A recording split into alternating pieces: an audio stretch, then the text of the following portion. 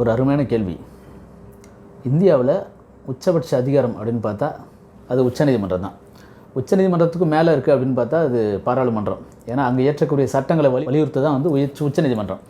இப்போ உச்சநீதிமன்றத்தை சொல்லக்கூடிய ஒரு தீர்ப்பு மாதிரியே அதே போல் வழக்கில் ஒரு குற்ற வழக்கோ அல்லது உரிமையில் வழக்கு எதுவாக இருந்தாலும் சரி, அங்கே கொடுக்குற என்ன தீர்ப்பு கொடுக்குறாங்களோ அது போல் தான் வந்து மற்ற எல்லா நீதிமன்றங்களிலும் தீர்ப்பு கொடுக்கணும் அப்படின்னு கட்டாயம் எதுவும் இருக்குதா அப்படின்னு கேட்குறீங்க.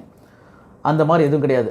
ஏன் அது சொல்ல வரேன் அப்படின்னா, இப்போ ஒரு வழக்கில் வந்து உச்சநீதிமன்றம் கொடுக்குற தீர்ப்பு, இந்த வழக்கில் வந்து இப்படி இருந்தால் இவர் தான் குற்றவாளியாக இருக்கணும், இவருக்கு வந்து 7 வருஷம் இல்லை 10 வருஷம் கடுங்காவல் தண்டனை கொடுக்கணும் அப்படின்னு சொல்லி தீர்ப்பு இருக்குது அப்படின்னா, அந்த மாதிரியான குற்றவாளி வழக்கில் வந்து எல்லாருக்கும் கட்டாயமாக கொடுத்துட்டு போயிட்டே இருக்கலாம்.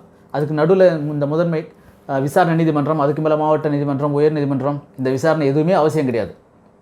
அப்படி கொடுத்துடலாம். அதே மாதிரி உரிமையல் நீதிமன்றம் அப்படின்னு வச்சுப்போமே, ஒரு உரிமையல் சார்ந்த வழக்கில் சொத்து வழக்கோ இல்லை பண வழக்கோ ஏதோ ஒரு வழக்கு வருதுன்னு வச்சுப்போம். அந்த வழக்கில் வந்து இந்த மாதிரியான சொத்து வழக்கில் வந்து சொத்து வந்து இன்னாருக்கு மட்டும்தான் சொந்தம் அப்படின்னு சொல்லிட்டு தீர்ப்பு கொடுத்துட்டு போயிட்டே இருக்கலாம். வழக்கு நடத்த வேண்டிய அவசியமே கிடையாது. அதாவது உச்சநீதிமன்ற தீர்ப்புப்படியே வந்து எல்லா நீதிமன்றம் தீர்ப்பு வழங்கணும் அப்படின்னா வழக்கு நடத்த வேண்டிய அவசியமே கிடையாது. ஆனால் என்ன அப்படின்னா, உச்சநீதிமன்றம் கொடுக்கக்கூடிய அதிகபட்ச தீர்ப்புகளை வந்து ஒரு பரிசீலனைக்கு எடுத்துக்கலாம். அதை வந்து பரிந்துரையாக வந்து எடுத்துக்கலாம் மற்ற நீதிமன்றங்கள். அது கீழமை நீதிமன்றம், அதாவது விசாரணை நீதிமன்றம்னு சொல்லக்கூடிய ட்ரையல் கோர்ட்டு, அங்கே இருந்துட்டு அது மேலே இருக்கிற எல்லா படிநிலையும் கடைசியாக இருக்கக்கூடிய மாநில அளவில் கடைசியாக இருக்கக்கூடிய உயர்நீதிமன்றம் உட்பட எல்லாமே அந்த தீர்ப்பை பரிசீலனைக்கு எடுத்துக்கலாம். ஆனால் அதே மாதிரி தான் அப்படியே டிட்டோவாக அச்சடித்த மாதிரி தீர்ப்பு கொடுக்கணுமானா கிடையாது. அப்படி கொடுக்க வேண்டிய அவசியம் கிடையாது.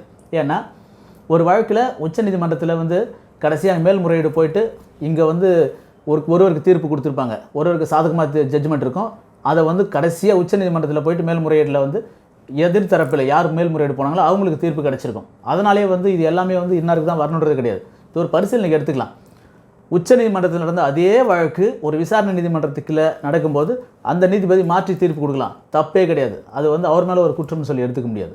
இல்லை உச்சநீதிமன்றத்தில் கொடுத்த தீர்ப்பு வந்து அதே போல் ஒரு வழக்கில் வந்து மாவட்ட நீதிபதி மாற்றி தீர்ப்பு கொடுக்கலாம். ஏன்னா அவர் விசாரிக்கக்கூடிய விசாரணை முறைகளும் அவர் பார்க்கக்கூடிய கோணங்களும் நிச்சயமாக வேறு இருக்கும். இங்கே இருக்கக்கூடிய சாட்சி வேறவாக இருக்கும், இங்கே இருக்கக்கூடிய ஆதாரங்கள் வேறவாக இருக்கும். அதே போல் இங்கே இருக்கக்கூடிய வழக்கறிஞருடைய வாதம், ப்ரெசன்ஸ் ஆஃப் மைண்ட், அதாவது சமயோசித புத்தின்னு சொல்லுவாங்க, அது வந்து வேறவாக இருக்கும். அந்த வழக்கறிஞர் மாதிரியே வந்து எல்லாமே இங்கே இருக்கான்னு சொல்ல முடியாது.